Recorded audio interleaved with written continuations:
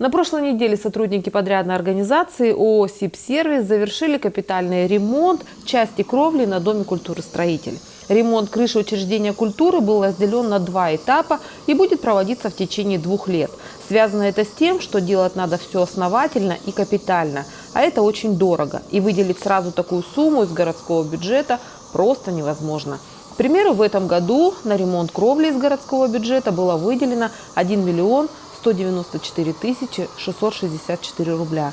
Строители в ходе работы восстановили разрушенную кирпичную кладку, сделали цементную стяжку и произвели укладку мягкого кровельного покрытия.